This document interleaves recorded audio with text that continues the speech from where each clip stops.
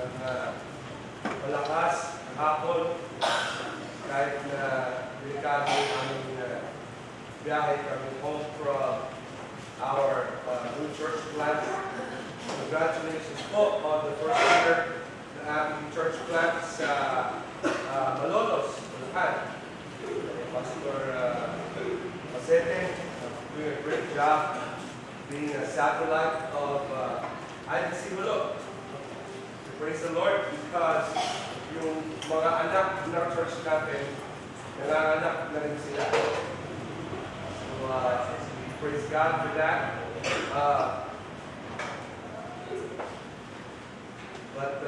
Salamat po ng ulan. Doon naman, wala nang dahilan ang wala nang dahilan ang nawasa o Manila water na bakit walang tubig. Pagka wala pa ng tubig, lulunurin na natin sila. Kasi ang dami na ito. We praise God for a little bit of the refreshing. Before we begin, let's pray. Father, we praise you today. We pray that as we come to church today, that we have paused and prepared our hearts, as we should have, before we even came. We pray, God, that you will prepare our hearts to listen to you, prepare our hearts to listen to you, and prepare our hearts to respond to you today. We pray, God, that you allow us, Lord, to listen intently to what you have to say, so we will be guided, Lord, as to what we need to do. We pray, God, that you would allow us, Lord, to come before you with clean hearts and clean hands. In your name we pray.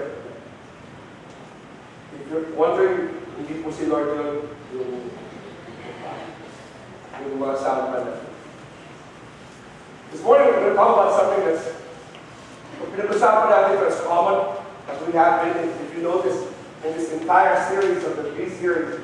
These are not anything new. Walang bago dyan. No?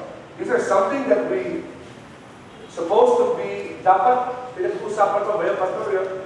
We have to be filled, be holy, be strong, be courageous. Last week, be thankful. These are things na dapat automatic na when it comes to the Christian walk, right?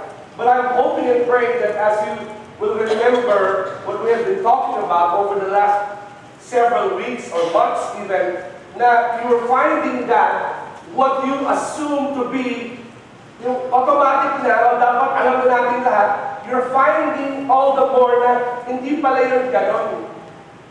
As we perceived it to be, as we understood it to be. Yung pala meron mas malalim, mas makabuluhan, na ibig sabihin, yung pinag-uusapan natin. That there's something bigger or greater or more important than what we're talking about. And today is possibly one of the most simple and yet complex issues about the Christian life. And that is obedience. Sino pa naman ang gustong sumuhay sa Panginoon? Tama. You know, I remember my dad has this story. Yung kanyang best friend, sa Tanay, pag taga-Tanay kasi, mga taga-Tanay, pwede natin tirahan yung mga taga-Tanay kasi taga-Tanay na po, so okay na. Pero mga taga-Tanay, kakaiba mga tao sila. Ang mga taga-Tanay, they're different kind of folk, you know. They're a different animal. Bakit? Kasi, napaka-pilosopo nila. And they have a weird sense of humor. So yung best friend ng tatay ko, ikakasal, he's getting married. Ang pangalan niya, parang patay na eh. Ang pangalan si Burlet. Who would want to be called that? Please tell me. Okay? So si Burlet, ito na tayo, ikakasal. Sabi ng pare, eh Burlet, ito po si tanggap ko bilang inusaw. Sige, may seryoso pagtanggap dito. Sa bayan. Sabi ni Burlet, Father, yung pinadalay ko itong pagkalugan lahat. No? Ibig sabihin, I do or opo, namilos ko pa eh. No? Yung best friend ng amang ko, sabi niya gano'n, Uy, di ba sabi mo sa akin magsisimba ka? Sabi niya, oo, ako rin nagsimba, ikaw ang wala. Sabi nila naman ko, ano sabi ako wala? Ay, ano ako ikaw ang wala? Ako rin nagsimba, ay ikaw ang wala. Eh, araw ka ba dumating? Martes. Ano ba church on Tuesday? Okay, that's just those people are. When we talk about being obedient, do we even have to talk about being obedient to God? Who in the world would be disobedient to God? Si God yun eh. Di ba? I mean, you know, disobedient to our pastor, marami yun. Disobedient to church, marami yan. But disobedient to God. Knowing and hearing from God.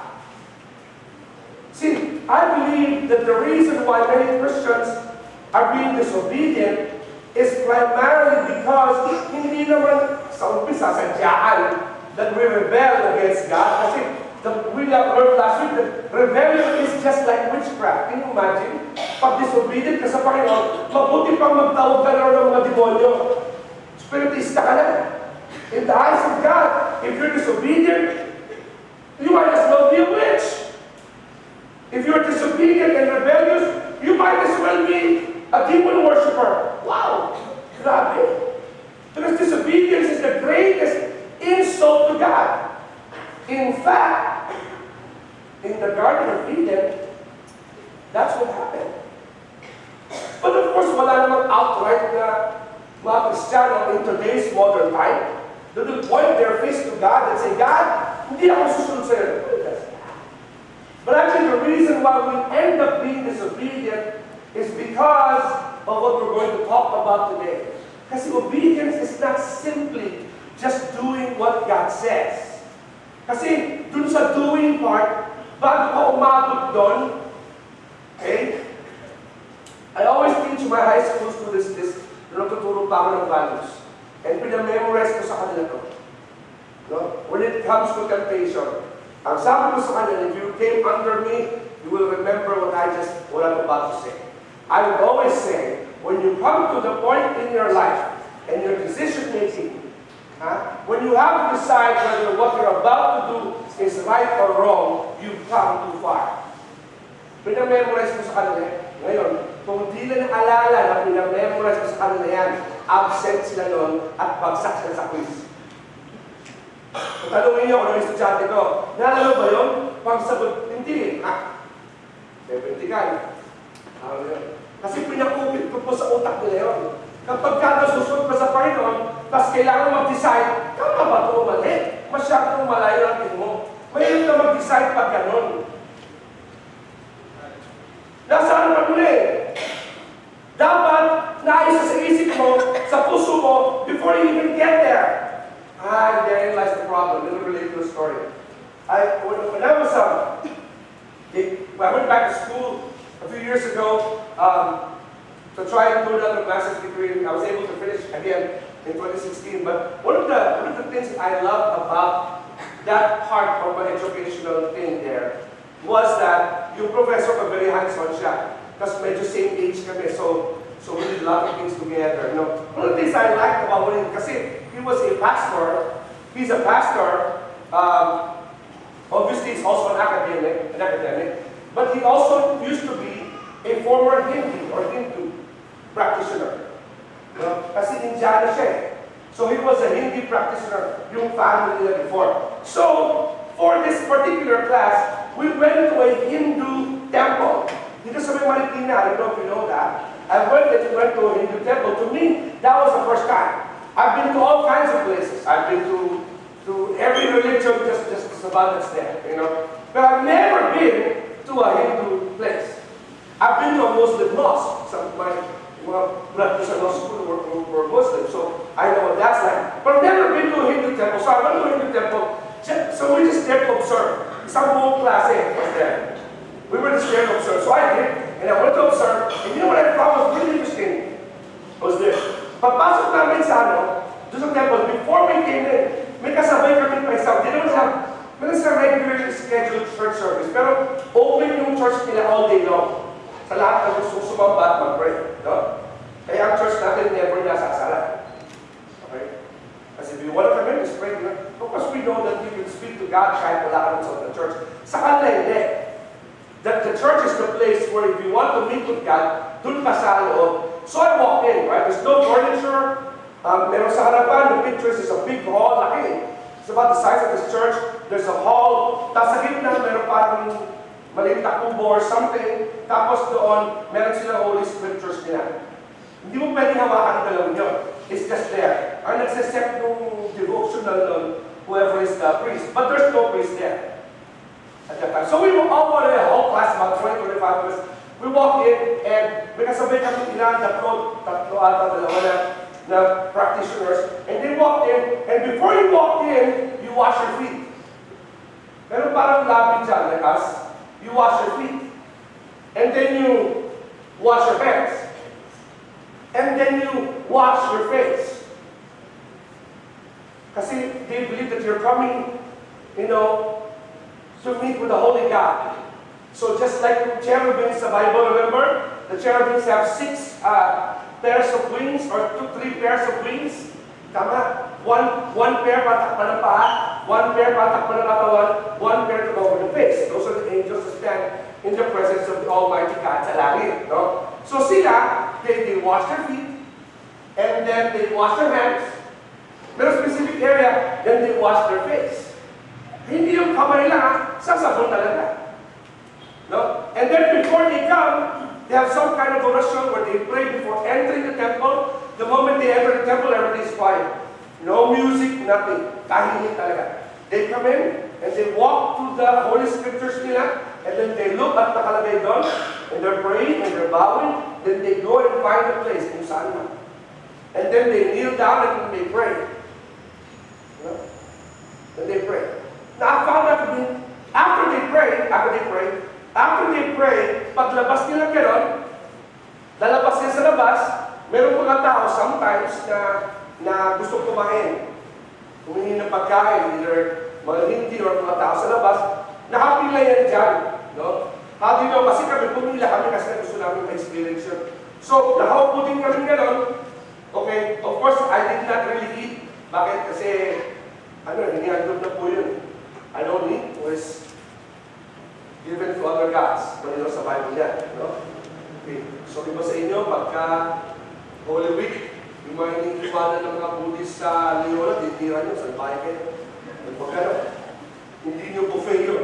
Iwan nyo lang, sayang, pastor, huwag kayo magulo. Okay. So, they come, and kung mayroong gusto kumain, yung nagsimba will go to the kitchen, kukuha ng pagkain, at magsisilbi sila doon sa mga gusto kumain. Bibigyan mo na kayo ng parang candy yun, din pa yun. Okay. Susubo mo yung matamis-tamis na crystals, no? Kasi yung iba, sila itong pangalan si Pastor Eray, si Pastor George, yung mga tirang candy na rin sumabusa niya. Hindi na alam. Hindi natakot si Pastor George, tuwa kami. Lahat ng bagay natakutan. So pag-uli sa bahay, pag-pulsa niya, may candy pa? Natakot, diba? So, nilagay ko sa pulsa niya. So pagkain na gano'n, tapos na, nag-serve. Kung lahat nag-serve, nag-pray ulit, then umalis. Second, that's a lot of preparation to listen to that. And the man who served us was crying while he was praying. So I talked to my professor, who's now my compadre. I said, sir, I have a question for you. Sabi ko, you used to be a practitioner. Sabi niya, before you came to know the Lord. Hindu religion, they have more gods. Hindu religions have more gods than the entire population of India. Sa sobrang dami nila ng Diyos, they don't know who they are anymore. Ganun kagulo yung religion niya, ng Hinduism. No? So I said, so if he's crying and he's praying to his gods, sabi ko, who do they pray to? Ang dami! No? Hindi naman sa kapatid natin Katoliko na may patron saint. Tama? So who do they pray to? And what do they expect to hear? And what do they say? Sabi niya, well, ang ginagawa niya, nagpe-pray, kung ano yung pinagdadaan niya sa araw niya, he will tell to whoever, and hopefully, sana bago siya umalis, may magsabi sa kanya kung anong solusyon sa sagot niya. Paano niya malalaman? Sabi niya, hindi ko alam, kasi hindi ko malaman niya, basta kami, nagpe-pray lang kami. Pero hindi mo naman talaga alam kung ano. Kasi don't have the Holy Spirit, para nalaman ang isip mo. So You're just hoping some way, somehow, they'll get some answer, and then they go home. But sabi niya, after that, they go and serve. That's a service. Sabi ko, wow, I wonder how many Christians, sabi ko, no wonder, marami ng mga Christian today. Kasi I wonder how many of us this week even came and served God this week.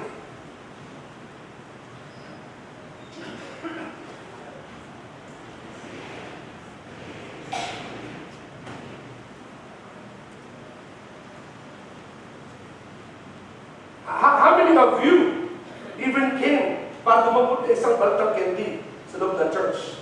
O pag-pray isang tao sa opisina? O paglingkuran ng isang tao na dinala ng Diyos sa oikos o lansangan o living room ng buhay mo? At huwag na yung attend the small group and lalalala. Huwag na. How many of you actually came and before coming to church ngayong umaga have actually served God this week? And worse, how many of the Christians in this building today, children of God, indwelt by the Holy Spirit, taught to by God, prepared to come to church this morning?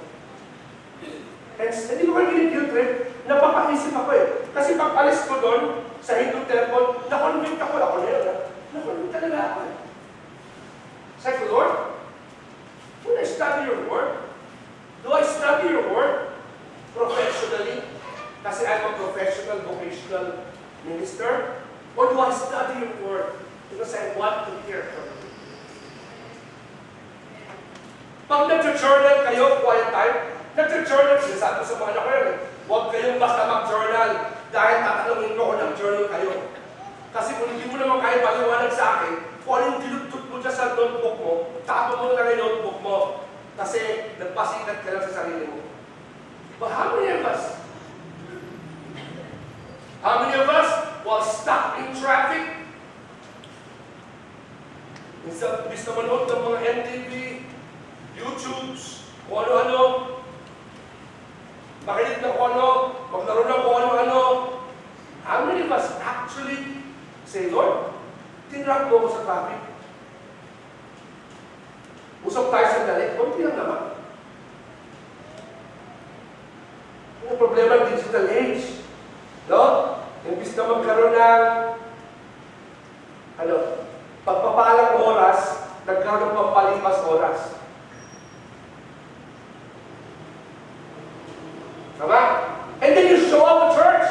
Pag-show mo, hey, kumanta, nag-preach, umuwi. No wonder magulo yung buhay mo. No wonder wala kang peace of mind. Wala kang direction sa Panginoon.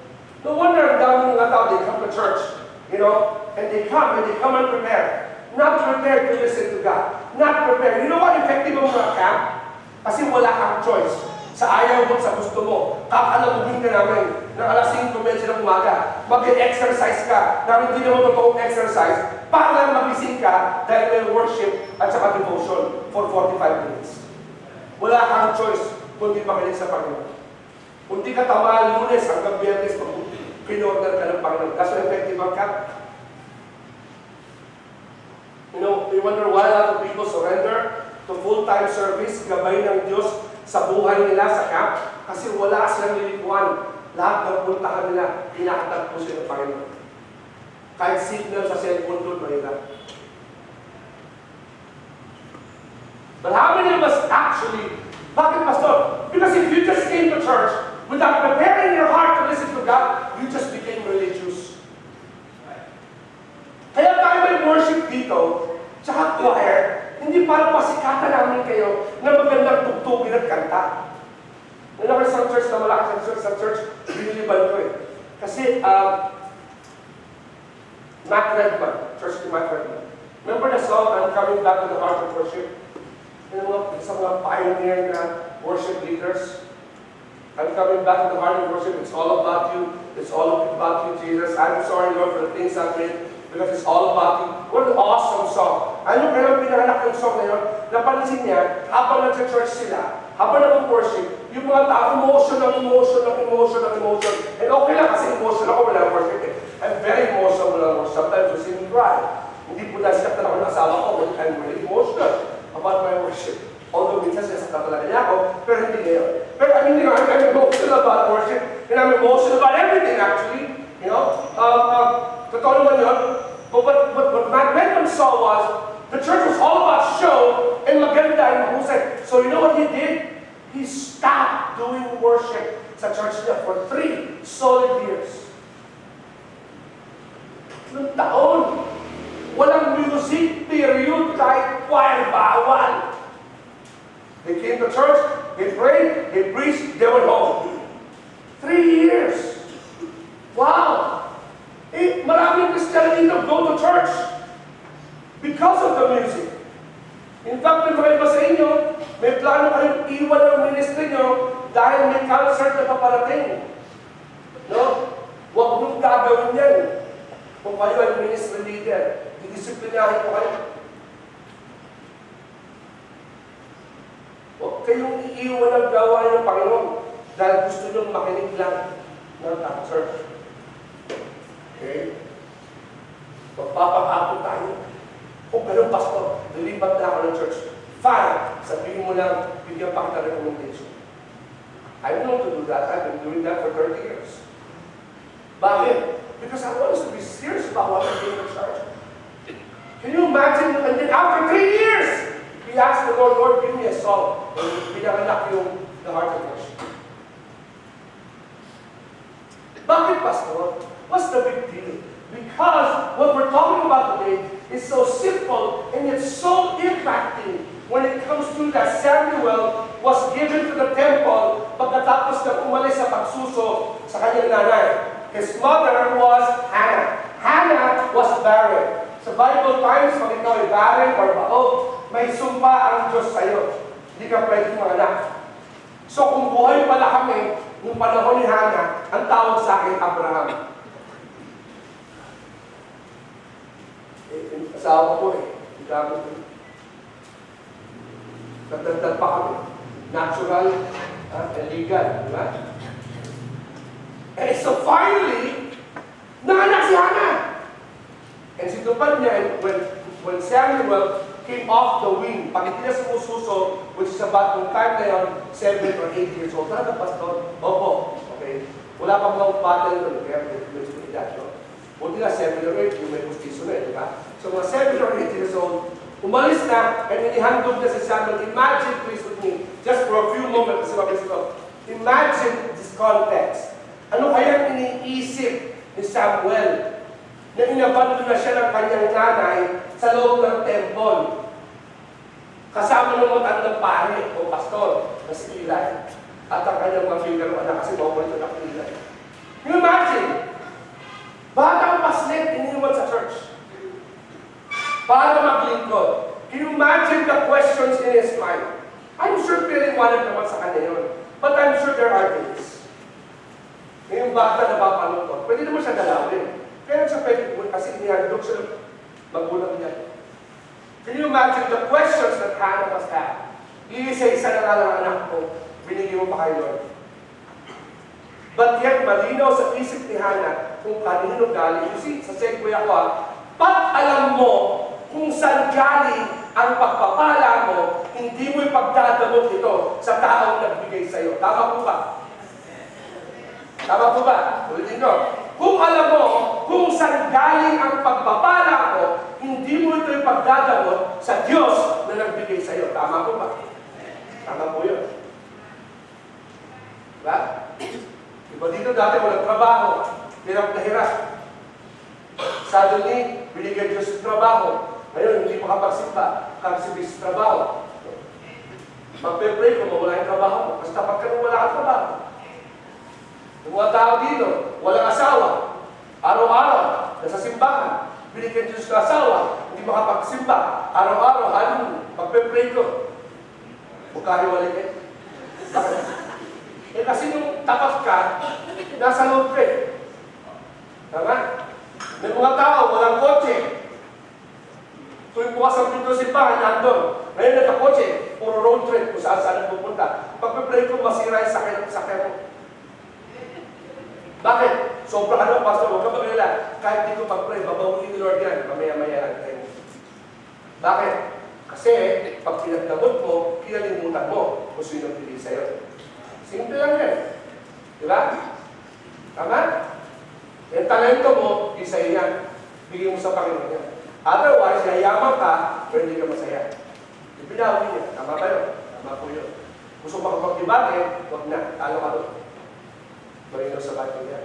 Look at the story of Samuel. And the Lamb of God had not yet gone out. And Samuel was sleeping in the tabernacle near the Ark of God. Nasa labas siya ng pintuan ng Holy of Holies. Bawal po pumasok doon. Pag pumasok ka doon, nang wala sa oras, at hindi ka high priest, bang! Papatay ka agad. Yun yan eh. But Samuel came as close to the Ark of the Lord.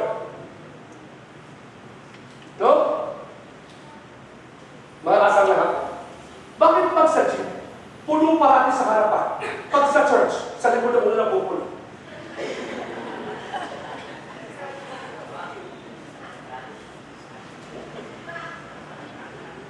Bakit pag evening service, nandito na nga sa harapan ng mga konsilya, magpinga ng mga nagdata ng evening, kinakalat na sila all the way to the back.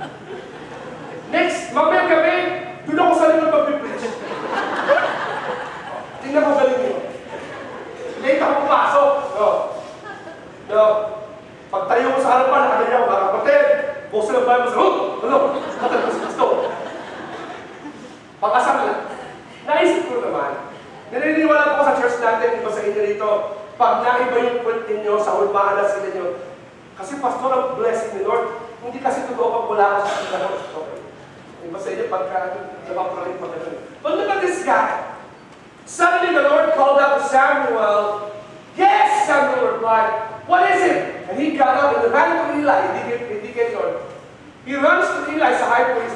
Here I am, did you call me? Eli replied, I didn't call you, go back to bed. So he did. Verse 6. The Lord called out again. Samuel. Again Samuel got up, went to Eli. Here I am, did you call me? I didn't call you, my son. Eli said, go back. Samuel, look at verse 7. And Samuel did not yet know the Lord because he had never had a message from the Lord before.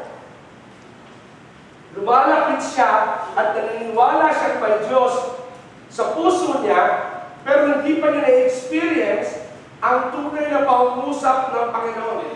Maraming mga tao dito, alam mo na ang pangungusap ng Panginoon, suwanin ka pa rin. Sabi ko sa asawa ko gabi, babe, hindi sila mag-enjoy sa preaching na ito bukas. Bakit? Hindi naman yung pangalan. Be obedient. Problema natin lahat yan. Meron pa mga araw na ayaw ko mag-obey. Sa asawa ko, ha? Asawa.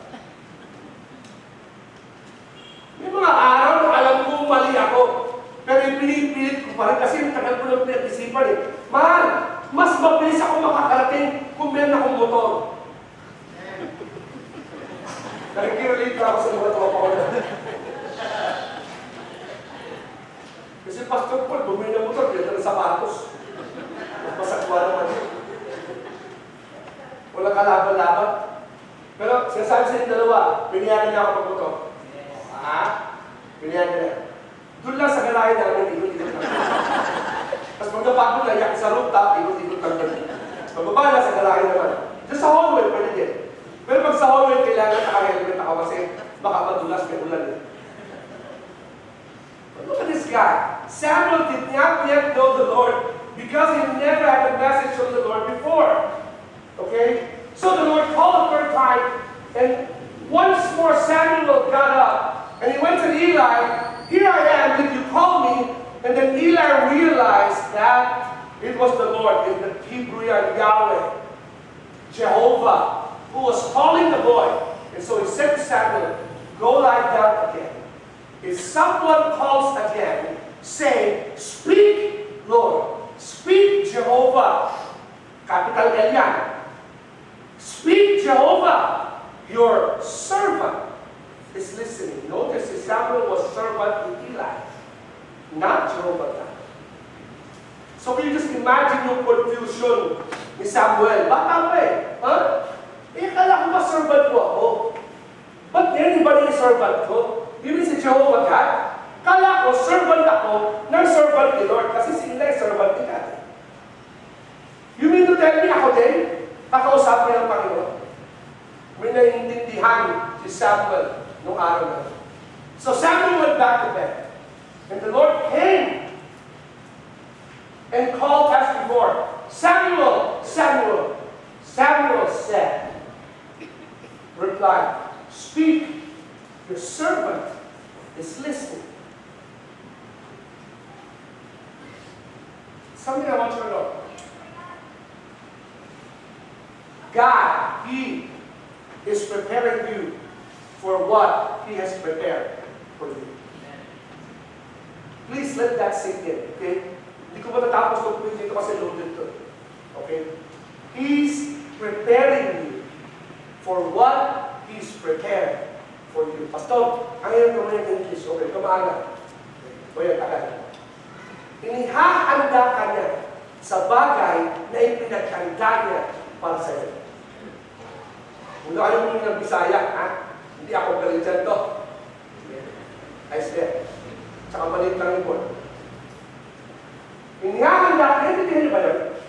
Please, do not leave this church this morning without missing this very important point. Na sa lahat ng buhay mo, at sa lahat ng pangyayari sa buhay mo, inihahanda ka lang ni Lord dun sa bagay na yung pinaghanda niya sa iyo. Hindi ka niya gusto pag-prepare, hindi ka gusto niya awayin, hindi ka gusto niya durugin into submission. He's not trying to do that. Hinahanda ka lang niya dun sa mga bagay na yung pinaghanda niya para sa iyo. Bago pa ay pangalan. Before the world came, God already had a plan. Pastor, I don't like what's going on in my life. If you're following God, don't worry. Hinahanda ka lang niya. Pastor, bakit yung nangyari sa akin kasi makulit ako? Hinanda mo sarili mo. Bahala ka sa buhay mo. Pero kung sumusod ka sa Panginoon, and you're trying your best to follow God, not perfect, but trying your best to follow God, don't worry. Because He's preparing you for what He has prepared for you. Inihahanda ka lang niya sa mga bagay na inihanda na niya para sa iyo. Pastor, what was the secret of Samuel? I will get ahead of myself as I know I will finish, okay? Si Samuel po was the high priest. Hindi siya una. Ang high priest ay si Eli. Si Samuel, noong unang panahon, nangungusap ang Panginoon sa iba't ibang paraan. No? Noong una po ay single leader. Then, pangalawa, through judges. And then, pangatlo, through the high priest. Okay? Si Samuel was in between. Kasi after ni Samuel, God spoke through prophets and kings. Si Samuel po nagbasbas kay David at kay Saul. Yung unang king ng mga Jews. Now, in this situation, in this life, you know, when we talk about Samuel, si Samuel po ang unang-una at kaisa-isahan, the only one and only in the history of Israel was both the high priest and a prophet. Now, we have many famous prophets in the Bible. We have many famous high priests in the Bible. Si Melchizedek is called the highest priest. No? Ever. Yung kanyang priesthood was compared to the priesthood of Jesus Christ. Pero, si Samuel lang, ang tanging ever that was both the high priest and a prophet ng Panginoon. Ang tawag dyan, wow.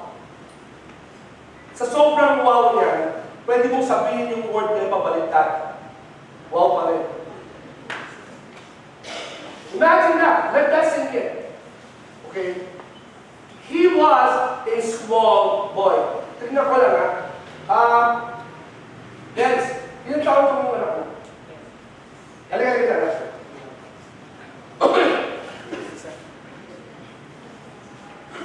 Ano pangalan mo na? Kompleto pangalan. Pero mo nag-chocolate itong bata ko. Okay? Ilang taon ka na? Turo mo yun ang tatay mo. Sigurado ako sila yun. Hindi nasabi na sa'yo. Okay. Na, anong gusto mong gawin paglaki mo?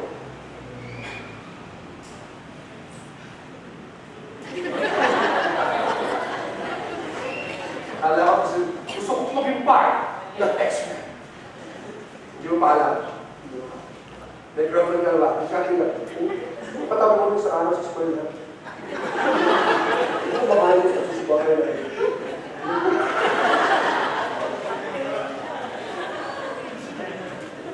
Yung dalawa na, hindi mo sila pansinin. Isipin mo wala sila dito. Wala talaga. Baka ito ka siguro yun. Isipin ko yun din mo. Hindi din. Ito, pang-black ko yung solid tayo, solid. So, easy. Ilan taon na ulit? Eh, ano solid din namin? Pero sigurado kayo yung mga magulang mo. Kahit tatay mo, matero mo, sigurado ka. Hindi ka ang tatay siya. At siya. Ino-confirm ko. Look at this kid. He's 10. Ang trabaho ng bata nito sa buhay niya, bilang bata, dalawa lang basically. Maglaro, mag-aral. It's useless for him to think. You know, pwede mo nag-gilip, pag laki ko, I want to be when I grow up. That's fine. Pero magkaroon ng actual plan, how to accomplish that this life, he's too young. Tama? He's too young. No? Pero, misis mo dati lang, anong grade mo lang? 5. Ba't nasa high school ka rin sa araw? Bakit pinaporma ka rin? Wala? Wala. Baka si people lang rin. Baka nga si people rin.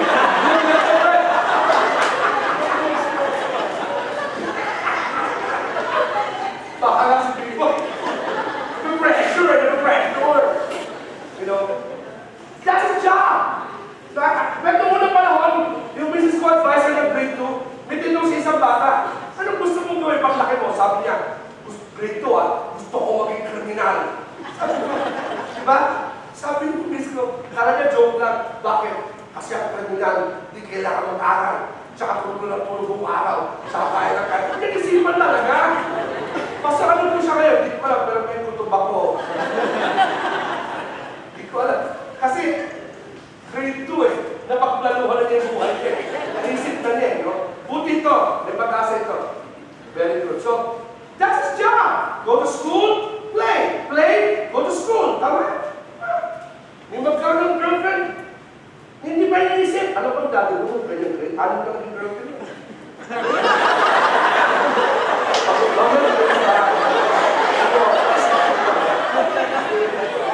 Sabi mo, Dad, usap tayo seryoso. Si Pastor, may sinabi sa akin. Totoo ba yun? Pero baka hindi sabihin sa'yo, baka pa next year. Kasi, lalo lang sa mga extra sa paligid ko ng bahay. The pressure. But that's a job. Can you imagine? But please, 10 years old. This is about the age of Samuel sa time na yan. At that age, isipin niyo ang bata nito.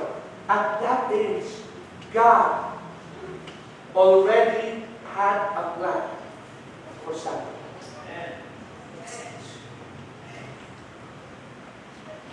May pangarap na ang Panginoon nung ganito malaki si Samuel. And you know what? It's the same for this kid and every other person here today. But the X factor is obedience. Kasi kahit anong plano ng Diyos o ng magulang niya para sa Kanya, kung wala tayong obedience, wala tayong marating. See, thank you. Anong pakatong bata mo? Ha? Ano sa dati mo, ha? O, ito. You know why? Can you imagine? Ganun katindi. Tapos sabi ng Panginoon, ang plano pa ng Panginoon, hindi lang siya basta maging pastor o priest, hindi lang siya maging prophet, kundi the only high priest and prophet ever in the history of Israel. Ang laki. Mga kapatid, sa segue ako pag ang Diyos ang kasama mo, laki-lakihan mo ang panalangin at panaginip mo. Kasi kung kaya mong abutin ang vision mo para sa pamilya mo, kaya mong abutin ang vision mo para sa buhay mo, masyadong maliit. Masyadong maliit. Masyadong maliit. Basta namin, magkaganito na ako, maabot ko lang ito, okay na ako. No. It's too small. Too small. Because obedience is scary because you can think it. You just have to follow. But he was able to follow because he was in the right place. Pastor, you're talking about na nasa simbahan siya. So dapat nasa simbahan po kami parati. Hindi po. Notice what it says. He was in the place of the ark of God. I know that's positional, but notice, obedience begins with being in the right place in your life. You don't have to understand to obey God. Ang pagsunod sa Panginoon ay nag-umpisa sa para saan? Pag nasa tamang lugar ka ng buhay mo. Ibig sabihin, una sa lahat, kilala mo ang Panginoon Jesucristo bilang tagapagligtas ng puso at buhay mo. Not about religion. That means you have come to a place in your life where you actually said to God, God, pakibago mo ay buhay ko. Kasi pagplano ko sino ito magkakagulo ko. Kaya kung medyo nagalit ako, konti lang, pag yung mga pastor, keep talking about how hard it is to follow God sa good. Mahirap maglingkod sa Diyos. Hindi. Nakapagod. Tao tayo rin, napapagod tayo. Pero hindi mahirap. Ha? May nagpunta sa akin dati many years ago. Dati I've been student, ngayon insurance salesman. Pastor, binibenta lang ako insurance. At that time, I'm only like 15 years into my ministry. Pastor, bili ka ng insurance. Kasi parang pag nag-retire ka, sabi ko, ayoko nang bibili. I got the interview short. Bakit? Ikaw ba pastor ka ba? Oo, pastor. At may insurance na ako, handa na ako mag-retire. Saan ka ito gawin mo? Ako magpapayo sa'yo. Huwag ka naman pastor. Tumigil ka na. Magbenta ka na ng insurance. No offense, pastor, ba't ano gano'n? Pinagpupit mo ko sa ministry. Oo, bakit? Aba, wala ka pa sa punto sa ministry, ready ka na mag-retire.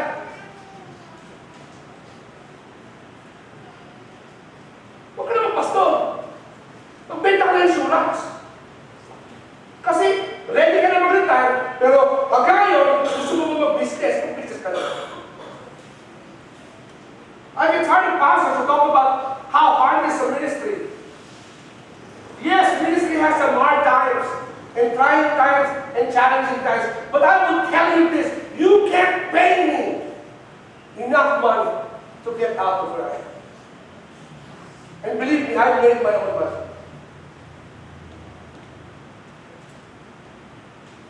I make my own money. I can make my own money.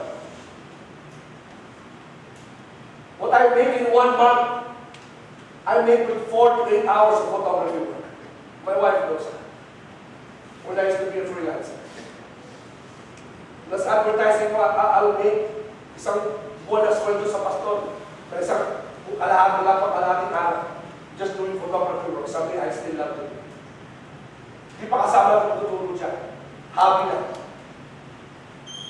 Mas malaki din tayo pag nalinig pa na. Kasi di ko kailangan labas. Uupuan na kita. Hindi ka na mahihinga. Nakasapokate ka na. Ano yung sapokate? Yung hindi ka na makahilas, nasapo ka pa. Sapokate. Parang ano yan yung, I'm hungry. Ano yung hungry? Yung asawa ko meron niya, hungry. Basta hungry, hindi. Hungry. H-A. Hungry. Alam mo yun? Yung pagtutupaw, ginitang ulo mo, you're hungry and angry. Hungry. Sino katabi mo? Sabi mo, hungry ka na? I mean, really? But look at this guy. He knew where to find God because he had a regular meeting place with God's blood. Kung madalas po kayo matraffic, wag muna kayo mag-radyo. Ako po habang girl sa kotse. Pagparada, maaga kami. Pagparada doon, lahat ng anak ko baba. I just spend a little bit of time. Minsan nakikinig ka news after. Before we start the school, I praise God for my wife. Ang galing ng idea niya, mag-pray kami bago. Tuwing ihatid ng mga bata, nag-pray kami. Bago palis ng bahay, bago yung baba, nag-pray kami. Pagbaba nila, that's my own personal time.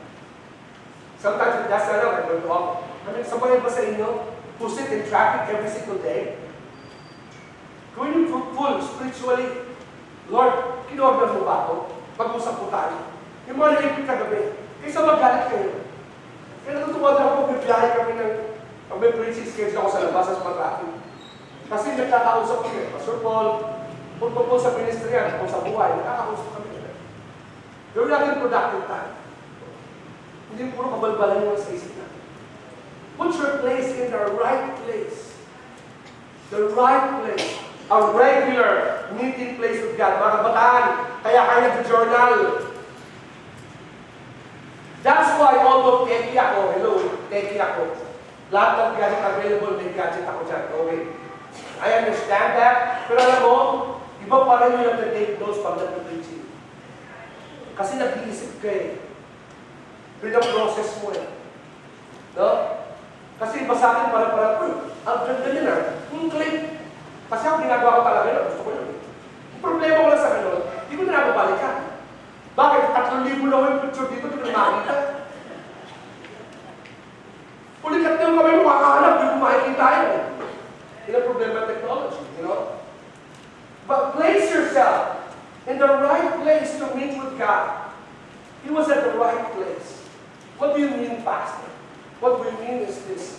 The first step to a blessed life is obedience. Alam niyo bakit pinagpala ng Panginoon si Samuel? Because he obeyed. Ganun lang kasimple. Pero he placed himself in the right place to obey. Pagpalayo ka sa Panginoon, mahirap sumunod. The first step to a blessed life is obedience. Why, Pastor? Because delayed obedience is disobedience. Delayed obedience is disobedience.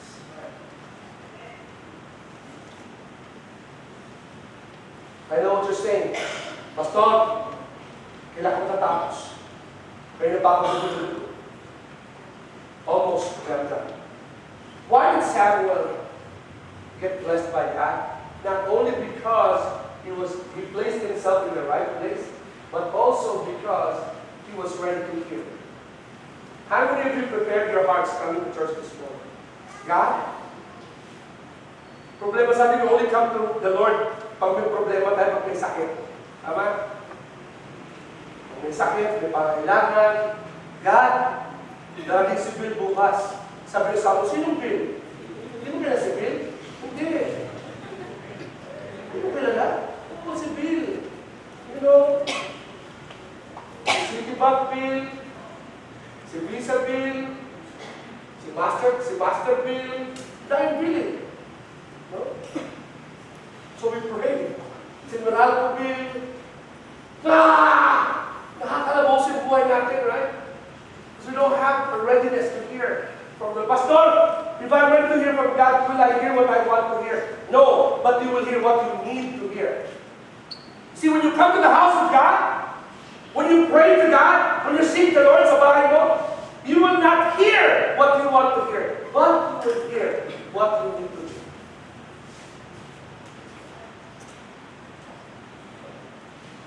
Look at it. Verse 4 and 5 and 7. Suddenly the Lord called out, Samuel! Yes, Samuel replied, what is it? And he got up and ran tumakbo. Said, I'm here. If you call me, I can call you. Go back. In verse 7, so he did. Verse 7, Samuel did not yet know the Lord because he had never heard a message from the Lord. This was his first time. You see,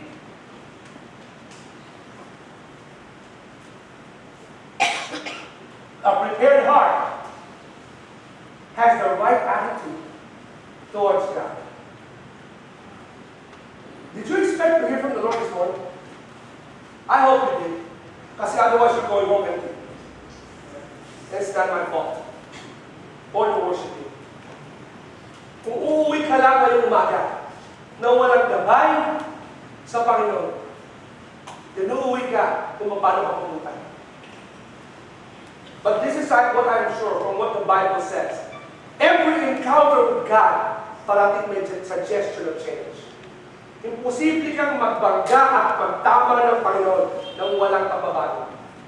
It will require a change. Don't wait until God has revealed everything before you obey. Ready your heart to follow. Mga kapatid, obedience is not a duty. It's an honor. Bakit, Pastor? Kasi sumusunod ka para magawa ng Panginoon yung gusto niya sa buhay mo. So, honor yun, Lord, salamat po, kasali mo sa plano. He didn't even know who Jehovah God was, but he was ready. Tayo we ask, sabi ng Panginoon, ito gawin mo, sumunod ka sa akin, magsisi ka, itama mo buhay mo, ito gawin mo, sabi mo ano, Lord, ito paborito kong kayamutan na sinasabi ng mga tao. Babalik ako sa Panginoon, aayusin ko lang muna sarili ko. Abay, kung sila ka pala niya, turo o masakin kita. Alam mo masakit? Karamihan nagsabi sa akin nun, yung aayusin muna, my wife knows this, the staff knows this, karamihan nang nagsabi sa akin na ayusin muna nila ang buhay nila before they obey God, patay na. Patay na. Yung isa na baliw na. Hindi ba, Pastor? Opo, baliw na.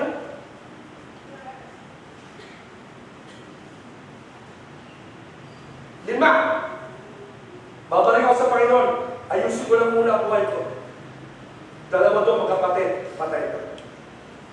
Isa, kaibigan namin, ng banda namin, patay. Isa, karamihan ito, Bible school student, patay na. Yung isa, pag hindi sumunod, malapit na. Yung isa, nabali na. Yun ang naalala ko, of recent years. Kapatid, disobedience is a serious issue with God. Because every time we disobey, we say to God that we know better. Every time nasusunod tayo, we say to God, I know better than you. Don't wait. Palihanda mo ng Lord lahat ng bagay.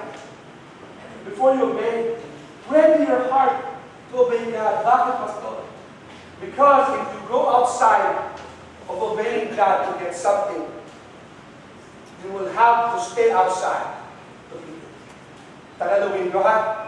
Huwag kang susuway sa Diyos para makuha mo ang nais mo. Dahil kakailanganin mong patuloy sumuway sa Kanya para manatili ito sa kamay mo. Kung nakuha mo yan na walang basbas ng Panginoon, sa'yo lang yan. Ikaw man.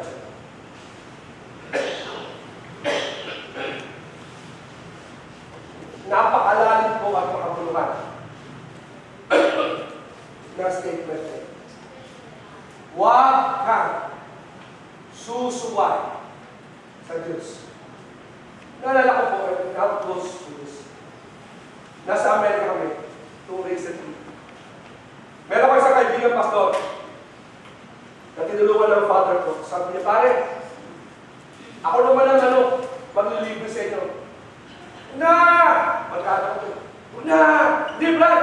Ako na! Kasi yung daddy mo, sobrang blessing sa amin. Family mo, sobrang blessing. Kami naman gusto mag-bless sa inyong asawa. Nagpapasal ko sa Amerikas na, ito, bala ka. Pero mag-lunch lang tayo. So, nag-lunch kami. It was at the mall. While we went to the mall, kala ko uwi na kami. Biglang sinabi sa mga anak ko, sabi niya, oh, Andrew, Lucas, pili na kayo sapatos to. Hindi nila sa Nike. Okay. Kahit ano dyan. Pasalamat ako sa Panginoon ng mga anak mo, babae. Kasi ako sabihan mo yun, sige, yung tindahan. Sabi niya kasi, pili kayo dyan. Sabi, parang mo na. Sabi niya, bawal dito yung mga dito, yung mga sobrang sale talaga. Gusto niya dito, parang hindi mo kailangan niya. Sabi, we've known each other for like 20, 25 years. Na, di ba, hindi naman para sa kahit gusto ko lang talagang ikaw bahala ka, so pinapili.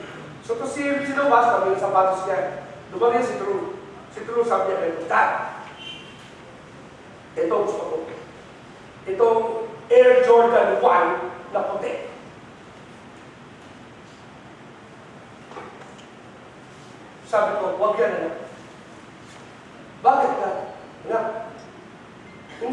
pagmamahal na lumabas mula panahon. Hindi yan eh.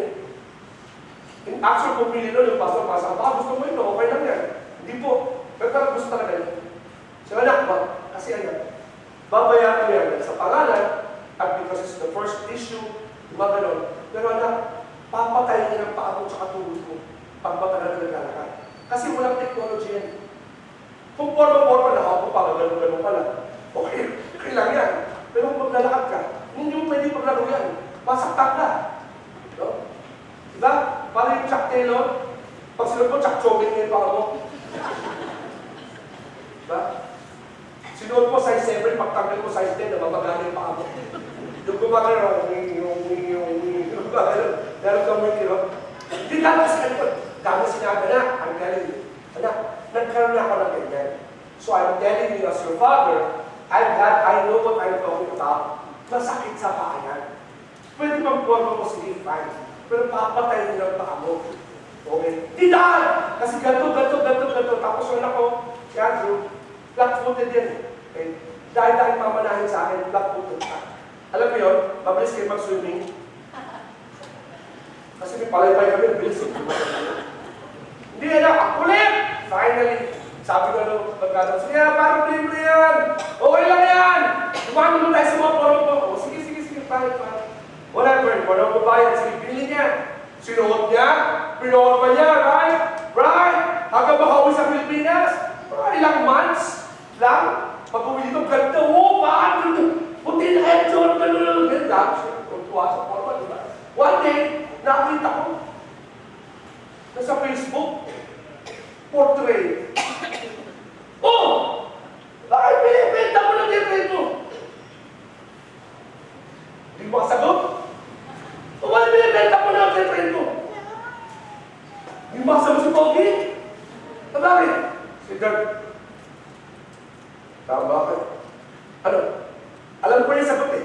Pero dahil ako, hindi na mabait naman, pinapalabas ko. Ano ba tumuto? Si, ano? Bakit? Bakit sa bahay? Gano'n kasakit? Talaga eh. Yung bapaksot mula ko meron, alam mo sinabi sa inyo, yung nakalain mo, di ba? Sabi? Huwag kang susuway sa Diyos para lang makuha mo yung gusto mo. Dahil kakailanganin mo na patuloy kang sumuway sa Kanya para manatili yan sa Kanya. Kasi hindi niya aalisin yan. Ikaw may dala niya. Alam niyo, pag sinubo ka ng Panginoon, and He makes you go down through some hard paths, okay, but you know He's in control, you'll be fine. You hurt, but you'll be fine. Masakit, you'll be fine. You will cry, you'll be fine. You will bring your boat to zero! Ilalim ka! Yung business mo magiging multi-zero! Pero dahil sumusok ka sa Panginoon, nakatulog ka kahit paano, kahit masakit, Lord, basta magtitiwala lang ka sa'yo.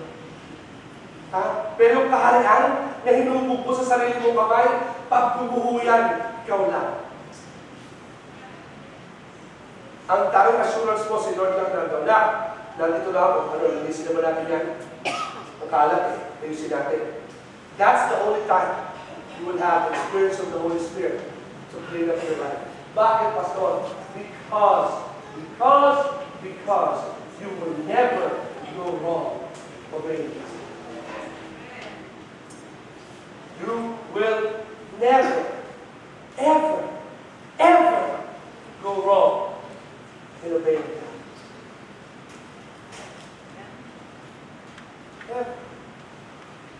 Ever go wrong in obeying God. Isa lang kasi natutunan ko eh. Kasi hindi naman po sa mga tagal na po sa IBC, alam mo naman, hindi ako yung model child. Medyo lang. May kakulitan po ako. Pero alam nyo, napansin ko lang, pag lumisya ka na ng das, makakabalik ka naman eh. Kaya lang, babalik mo lahat ng nilakaran mo para maayos ka ulit. Kira, sumunod ka na lang.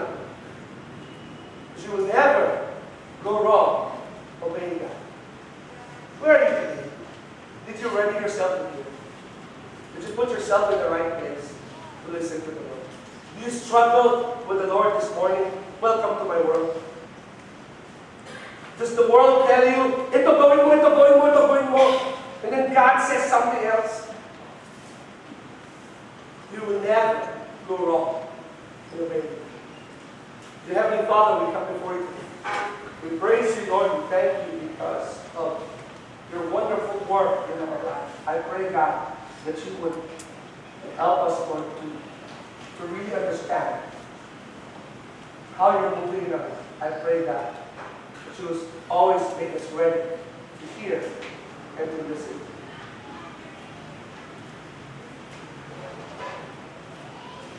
You just got into this meeting. What's God saying to you? You struggle with the Lord. Are there areas in your life today na alam mo pinapagawa ng Panginoon sa iyo? Kasi sinasabi niya, anak, ito gawin mo, ito gawin mo, ito gawin mo. And you debate with the Lord. Naintindihan ko, I've been there many times, too many times. Too many times. But if you're here today, understand that you will never go wrong in obeying God. That God is always preparing you for the place He's prepared for you. Ihahanda ka lang ng Panginoon parati dun sa lugar, bagay, na pinagandaan niya para sa iyo. All that you will have to do is say, Lord, I'm here this morning, and I want to obey you. What's God saying to you? Naglalaban ba yung common sense tsaka spiritual sense?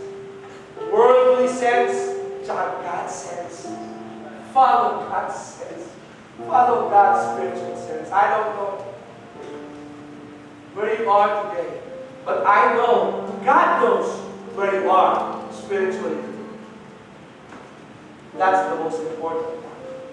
And so today, maybe you're following God, tapos sumusunod ka sa Panginoon, may oras na to, you're following, but you're afraid. Natatakot ka. Pastor, sumusunod ako, pero Pastor, grabe, kinakabahan mo ako. Then come and let's come together and pray. Tapos i-confirm natin, tapos affirm natin sa Panginoon yung ginagawa niya sa atin. Let's do that. If you're here, the Lord's speaking to you, would you come to the altar with us this morning? Let's come and pray and say, God, maybe you're here, you have some decisions in your life, but you're confused. Can I tell you something? The Bible says God is not the author of confusion. So pag may confusion sa buhay mo, kaibigan, hindi yan galing sa Panginoon. Galing sa kaawayan. Go the other way.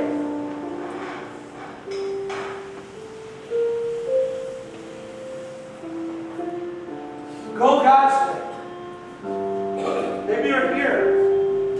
You have some important decisions that you need to make. Would you say to God this morning, God, gusto ko lang po sumunod sa iyo. I have so much pressure in my heart and in my mind. But God, I just want to follow you. Maybe you're going the wrong direction. And you know it.